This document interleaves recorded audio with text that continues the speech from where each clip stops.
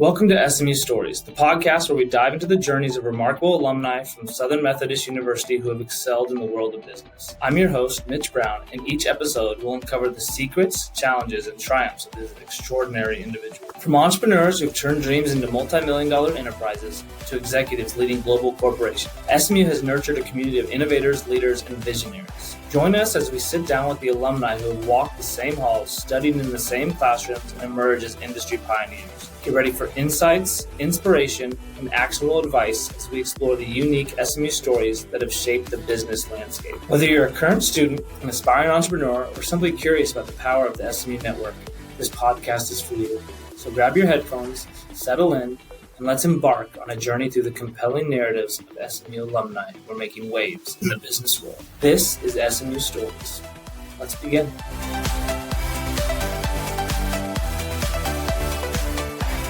SMU Stories is brought to you by Security National Bank of Texas, SMU Cox School of Business, Morrison Seeger Venture Capital Partners, and Hilltop Property Tax. Liz, thanks so much for joining us today. Really excited to tell your SMU story.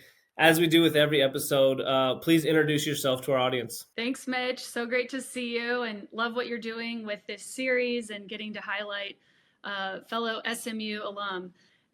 My name's Liz Schaab, and I was actually born in Buffalo, New York. Huge Bills fan. I grew up in Houston, and then I went to undergrad at Georgia State University, played volleyball there, and then came to Dallas to pursue my MBA, did the full-time MBA program and graduated in 2014. And now I am executive director for JP Morgan Private Bank. Amazing. So really excited to tell this one because there's a few themes that I really like and I think are important for our audience, right? So the audience out there, whether you're an undergrad student, someone, potentially looking to get an MBA or career pivot and work their way up a big corporate ladder, you kind of check all those boxes, right? Yeah. So excited to share that. But breaking it down a little bit, you're a D1 athlete. Tell us, those who haven't experienced that, what's it like managing a course load, figuring out a career to pick all at the same time, trying to be the best you can be in your respective field? Yeah, so I grew up playing sports and learned to play volleyball and ended up playing in club volleyball in high school and wanted to pursue playing in college and had the opportunity to play at Georgia State, and I loved every minute. It was very busy. It's a fall season sport, and so the fall you were always studying on the road to games and fitting in classes. You were doing 2-a-day workouts in between going to class and then flying to games on the weekend. While I was at Georgia State, we were in the CAA conference, and so we were the most southern school, so we only bused to one other school. Everything else was a flight. So we were always flying and on the road, but I was able to manage it just by working with teammates, using the resources of the school, and really just asking for help when I needed it, but really, really loved playing and being part of the team and have such great memories from that experience. So as you're doing that, right, I'm sure you start, sports are the main thing at the time, but you kind of see the writing on the wall. You're going to have to enter this professional world. How do you manage, what are Liz's interests? What kind of career do you want to go into? I know maybe you're so into volleyball, coaching is something, or sports. Sure. How did you then, and we'll, as we pick up here, you pick a role in marketing. How do you kind of manage your interest in the career aspect of a post-collegiate career? Yeah, so I always was interested in something in business. I didn't really know what, but I always had kind of that entrepreneur spirit, wanted to maybe own my own business or start my own business one day. And so I had taken a lot of business courses during my undergrad and really enjoyed the marketing and advertising courses. And so became a marketing major, learned more about what that means, what companies are hiring. I actually started my career with Arby's Restaurant Group. Their headquarters are in Atlanta. So I graduated from Georgia State. I stayed in Atlanta after doing an internship with them. And even the way I got that internship, I was, it was 2008, so not many jobs available. Right. Very interesting time. but was able to get the internship through talking to the Career Center. I really leaned on Georgia State's Career Center, and then networking with other student athletes who had done similar roles in that industry. And so worked for Arby's Restaurant Group. A lot of my friends and family thought I was making curly fries during as a college grad, but yeah, it was a great company and a great place to understand how to work in a corporation. I was on a team. We were advising franchise owners and company-owned stores on their marketing, and we were pricing different sandwiches. What was so fun was we would work on something for 3 or 4 months, and then 6 months later, it came to life in the store. So it was really neat to see the work that you were doing be implemented pretty immediately. And it sounds like you were on a good path there. And like you said, there are aspects of the marketing world you liked, but ultimately maybe this was always in the cards, but you decided to get your MBA. Tell us a little bit about that decision and then how you chose the Cox School of Business as the place to spend your next 2 years. Sure. So I was thinking through career path and next steps, and I had learned a little bit about MBA programs during my undergrad time and during my time in undergrad. And again, just that pursuit of business or maybe owning or starting a business one day, I thought an MBA would be a great complement to my marketing undergrad. And so I was researching business schools. I took my GMAT. I was looking at different schools and thought I should apply to schools in Texas. And so I was looking at kind of coming back to Texas. I grew up in Houston and wanted to be back in the state. And the second I visited SMU, I knew it would be a good fit. I was also looking for a school that had a presence in a big city and was in a city with a lot of business and Right. a lot of corporate headquarters. And that decision 12 years ago has only, continued to evolve. And it's so great to see all the companies not only moving to Texas, but moving here to Dallas. So was it all, were you thinking marketing might be, I know you mentioned entrepreneurship, potentially further kind of business endeavors for yourself, but was it like, hey, I'll go to Cox, there's Frito-Lay here, there's Pepsi here, I'm in marketing, this is just another way to strengthen my resume and continue to work my way up? Or was it, hey, maybe I want to explore what else is out there, right? I think you hit the nail on the head of saying Dallas, SMU's proximity to big business makes it a no-brainer for getting your grad degree, especially if you want to live here. Yes. And then I imagine the school checked all the boxes from a degree standpoint, what you were going to learn. But exactly. Where were you? Were you kind of nervous to be stopping your career and going full time, or were you excited? Yeah, it was a little bit of both, a little bit of nerves, a little bit of excitement. I knew it was a goal that I had and something I wanted to pursue. Again, that the MBA would open my eyes to things careers that I didn't even know existed, which is honestly exactly what happened.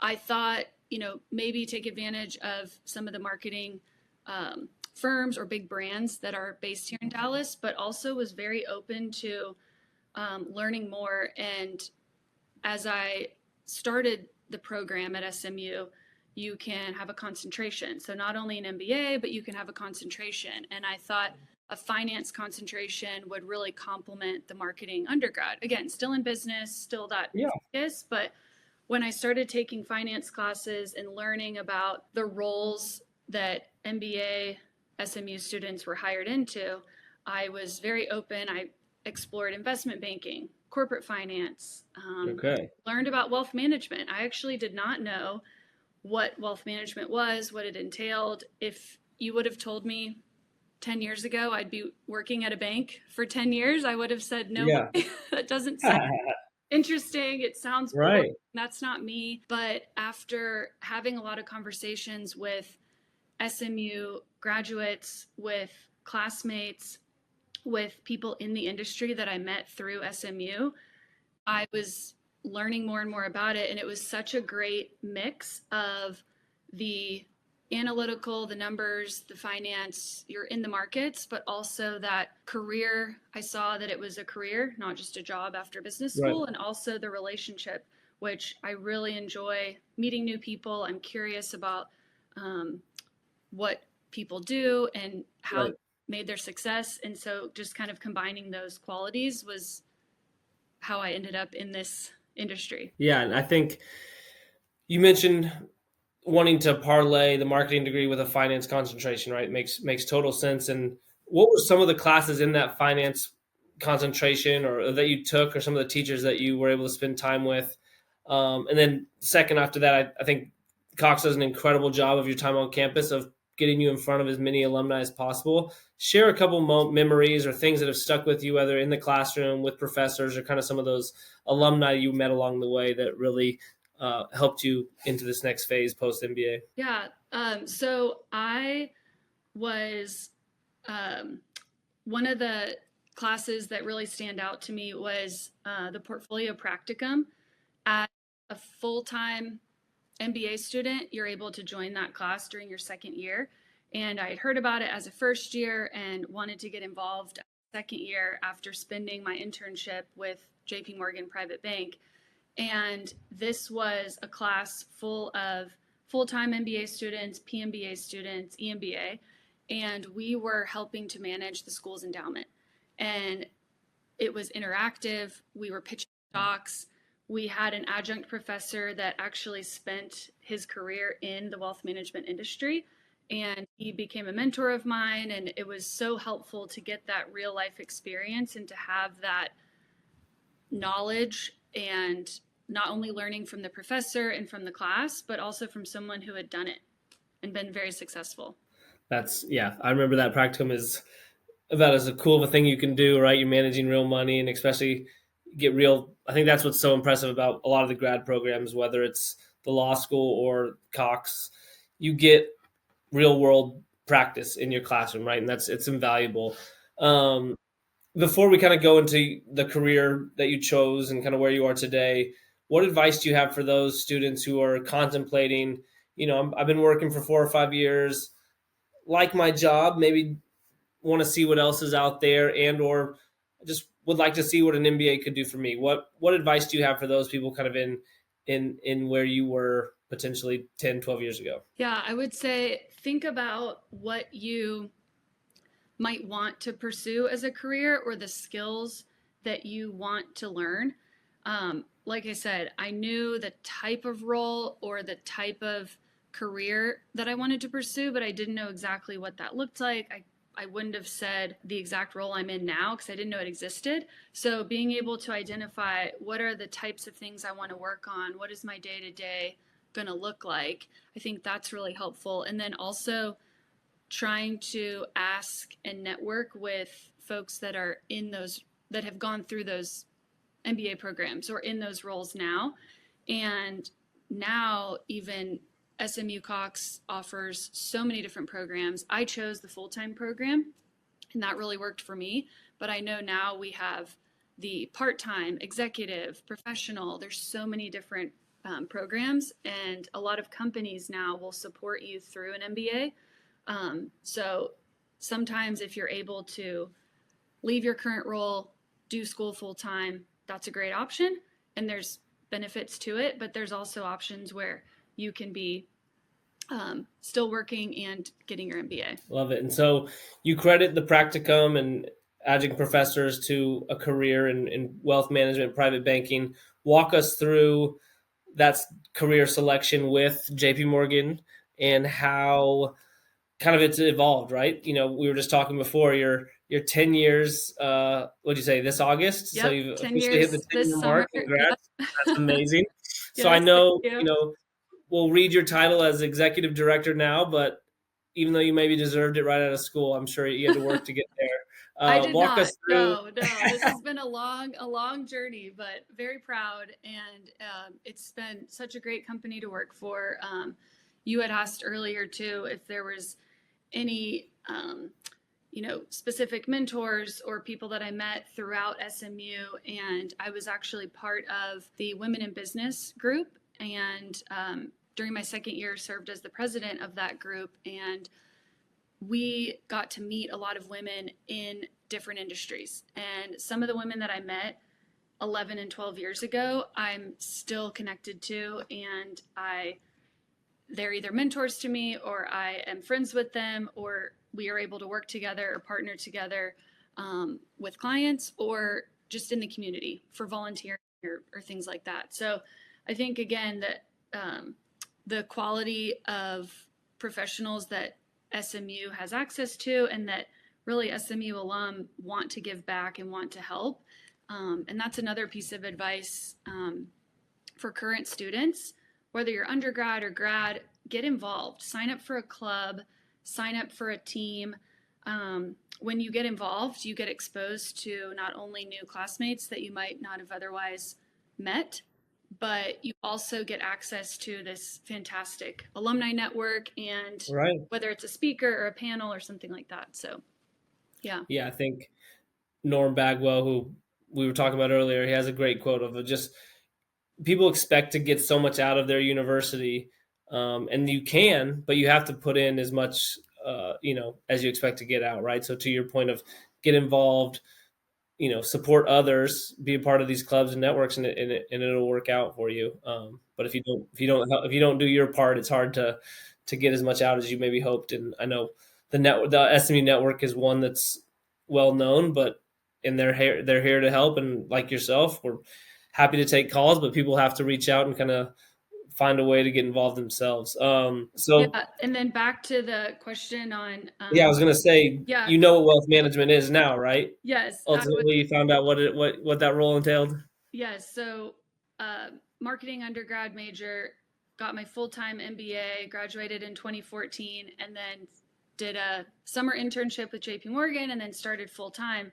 And I was taking extra classes, trying to listen to podcasts, read the Wall Street Journal. I mean, there were so many different avenues I had to learn this new industry. I was not from it. Like I said earlier, I didn't know what wealth management was. I didn't grow up in that environment. And so I really leaned on classmates, mentors, resources from the school. When I joined JP Morgan, I was paired up with a senior banker, and it's an apprenticeship model. So I was paired up with that banker to learn how we do business, how we work with clients.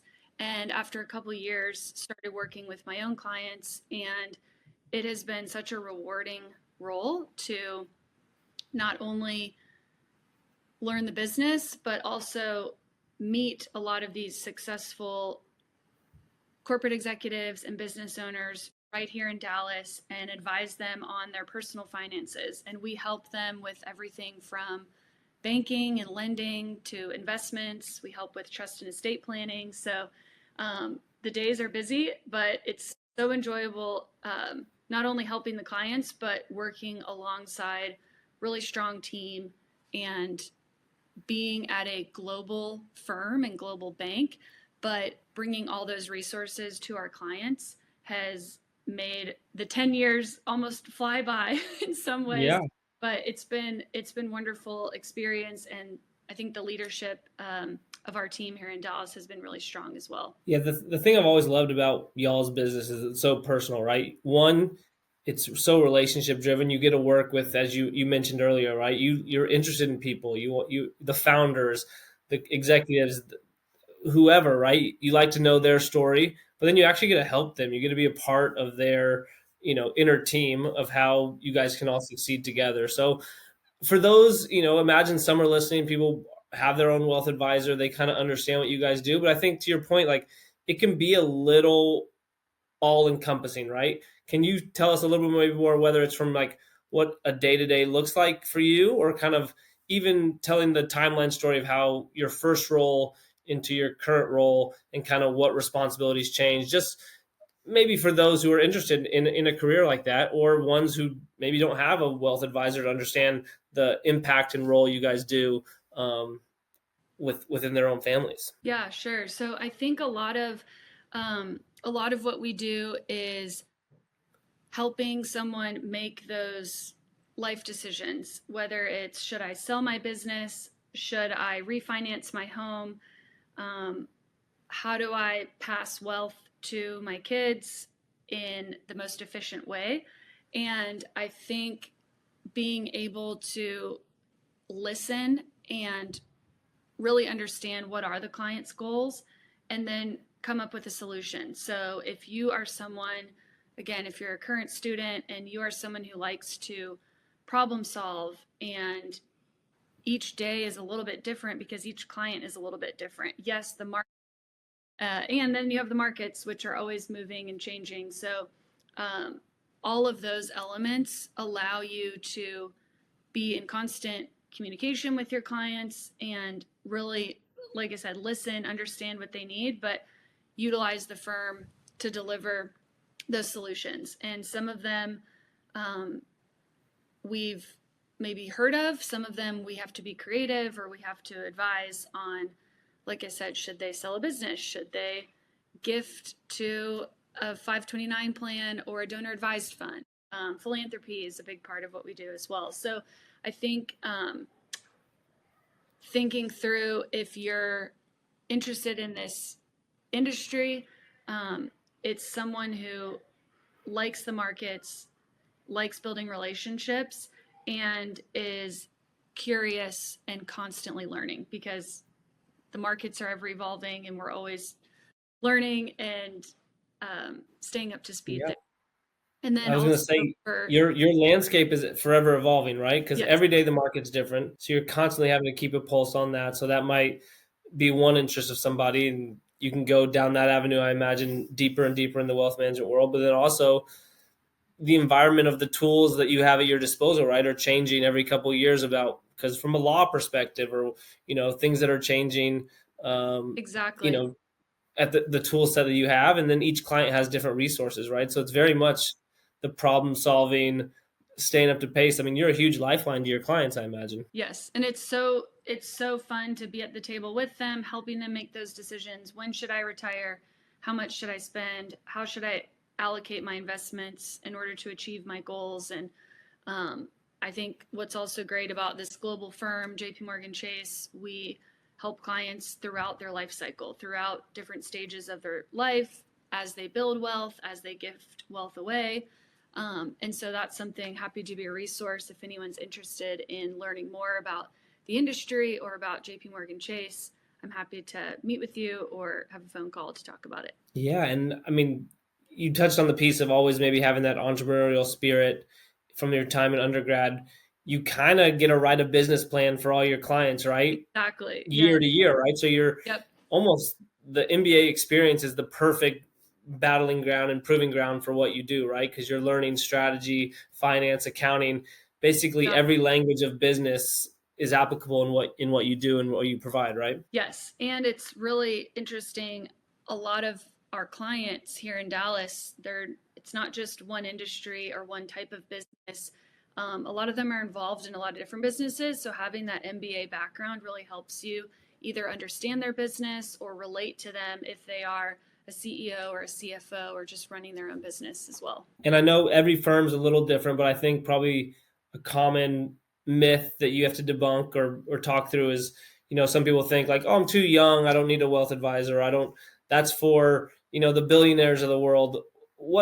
Whether that's you or someone else, what advice would you have, or why do you think it's so important that people out there speak or kind of get some financial advice as it pertains to their future and their strategy? Yeah, I think everyone who is earning money and spending money, there is advice around what to do with that. And everyone has, what I've learned in this role, everyone's goals are different and they're personal to them, to their family. And so having a financial advisor can help. Money can be emotional as well. So having that advisor, that separate advisor, someone to actually help you think through decisions. And we all have the information at our fingertips. You can look up where the S&P is trading. You can look up mortgage rates, but really having someone help you plan or help you think through things that you can't just look up on the internet, or some of the issues might be a little bit more complex or a little bit more nuanced. And so I think having an advisor to not only help you plan, but then having a place, a bank and an investment group to help you execute is also really beneficial. Yeah, you state that so well, and I think those listening who have a piqued interest or in doing what you do, I think you help share that well and kind of show the enthusiasm of how much you like it and all the things you get to touch and the relationship there. Last little piece I want to kind of close on is navigating a career in a big corporation.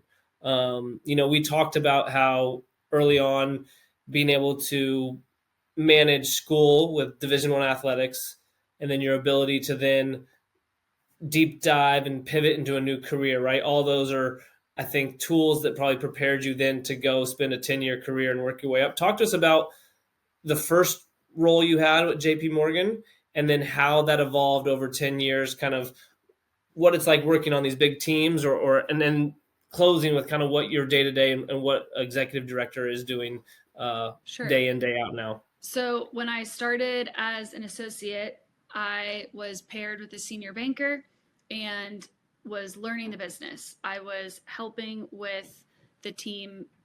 I was helping with the clients. I was preparing materials, learning about how we open accounts, how we advise, how we run a meeting. And that really prepared me for starting to do it on my own. And so while I was part of a team, I was starting to build my own network, my own team. And a lot of my success in the firm is because of the partnerships and relationships that I've built within the firm and within the community. So I was able to meet and build relationships with our partners in, we call it cross line of business, but I'm on the personal side in asset and wealth management. We have colleagues in the middle market or commercial bank group that are actually banking the business.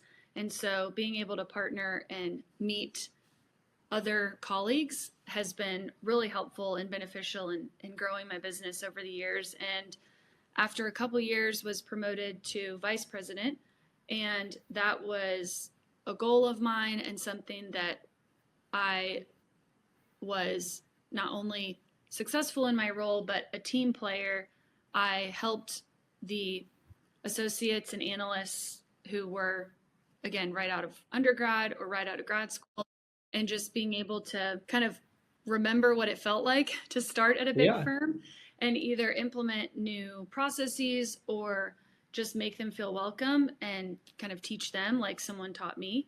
And then after a couple years in that role, was promoted to executive director. And I am continuing to work with clients. I have had leadership roles over the years where I was helping to manage the analysts who are right out of undergrad, or other leadership roles within JP Morgan or within the community. And so I think being able to leverage my skills, not only with clients, but also with building teams and building relationships has been really helpful. And I think, like you said, from those busy undergrad days, playing volleyball, going to class, I'm sure that has all helped in being able to manage a lot at once. But I truly enjoy what I do and I enjoy helping people. And I think, working on a team has been really important to me, but also it's nice that the structure of our team is supported in that. No, I appreciate that. I think, you see these big corporations and it's never quite easy to see how that works internally, right? There's a lot of moving parts, there's a lot of people, but to know the value of, you lean on those that you work with, you have to be collaborative. All those things matter in your ability to rise up a company, right? It's not just you're not in a silo. So I appreciate that transparency. And so again, Liz, thank you so much for spending time here as we kind of wrap up and send off. You've mentioned so many great pieces of advice to those who are potentially looking to change careers, get an MBA or pursue a career in wealth management. What are some of the final things that the SMU community can do to kind of support you or give back to you? My final piece of advice would be to get involved and be curious. I think if you hear something someone speaks at a panel, or you see someone's LinkedIn profile, take that extra step and send a message, send a, request, ask them to meet for coffee. That is the power of the SMU network, and take advantage of that. And not only think about it, but actually make it happen and take some action. I am more than happy to chat with anyone who's interested in a career in wealth management or pursuing an MBA. I would not be where I am without SMU, and it really changed my trajectory of my career, opened my eyes to a career I didn't even know existed. And so really give a lot of credit to the school and the program, and it's been so enjoyable to stay involved. And it was great. I heard from someone who I was a mentor for, and after a couple years, she had mentioned what she's doing, and it's just so nice. You kind of mentioned earlier that not only taking advantage of the resources, but giving back. And even as an undergrad, you can give back to your high school or to the freshmen who are starting. There's always that, helping lift up the class or the folks that are coming after you and making it a better experience for them. And I think that's really helped me along my career. Love it. And so I don't get to bring this up to many people. It's mostly, asking how SMU football is. I see you at the SMU football game, so I know you've bought in on our side. SMU women's volleyball is incredible. I gotta give them a shout out. I have been hearing them. Oh my gosh. Yes. Do you get to go? Have you been to some of those games? Did you see them beat Nebraska? I did not make it to that game, but I was watching and I was so excited. So go SMU volleyball, big fan, and love the new conference. I'm so excited for all the sports and especially volleyball. So yeah. All right. If you see Liz at a volleyball game, make sure you say hello to her. Liz, thank you again so much. And we'll be talking to you soon. Thanks, Mitch.